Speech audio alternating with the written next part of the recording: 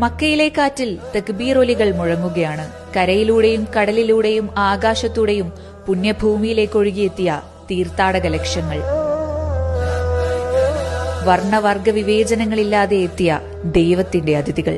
130 വയസ്സ് പ്രായമുള്ള സുർഹൌദാസ്തേദി എന്ന അൾജീരിയക്കാരി മുതൽ കുഞ്ഞു ഹാജിമാർ വരെ സൗദി രാജാവിന്റെ അതിഥികളായെത്തിയ ഗസയിലെ രക്തസാക്ഷികളുടെയും പരിക്കേറ്റവരുടെയും കുടുംബാംഗങ്ങൾ ഉൾപ്പെടെ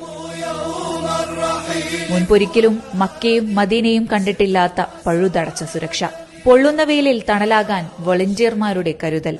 ഏതടിയന്തര സാഹചര്യങ്ങളും മനുഷ്യസാധ്യമായ എല്ലാ സജ്ജീകരണങ്ങളോടെയും നേരിടാൻ തങ്ങൾ തയ്യാറാണെന്ന് സിവിൽ ഡിഫൻസും സൗദി ആഭ്യന്തര മന്ത്രാലയവും അറിയിച്ചു കഴിഞ്ഞു. വിവിധ ഭാഷകൾ കൈകാര്യം ചെയ്യുന്ന ഉദ്യോഗസ്ഥർ മുതൽ ഏറ്റവും പുതിയ സാങ്കേതിക വിദ്യകൾ കൊണ്ടും സൗദി സജ്ജം തന്നെ. സെൽഫ് ഡ്രൈവിംഗ് എയർ ടാക്സികൾ, വാഹന പരിശോധനകൾ രേഖപ്പെടുത്താനും നിയമലംഘനങ്ങൾ നിരീക്ഷിക്കാനും ഓഗ്മെന്റഡ് റിയാലിറ്റി കണ്ണടകൾ, ഖുർആൻ വിതരണം ചെയ്യുന്ന റോബോട്ടുകൾ, മക്കയിലും മദീനയിലെയും ഏത് കോണിൽ പോലും ലഭ്യമാകുന്ന 5G ഇന്റർനെറ്റ് ഫെസിലിറ്റി, അങ്ങനെ ചെറുതും വലുതുമായ എല്ലാ സാങ്കേതിക സൌകര്യങ്ങളും സുരക്ഷകളും. മിനാത്താഴ്വാരം വെള്ളപ്പുഴയായി ഒന്നായി ഒഴുകുന്നതു മുതൽ പാപമോചനത്തിൽ പുതുജന്മം തേടുകയാണ് വിശ്വാസികൾ.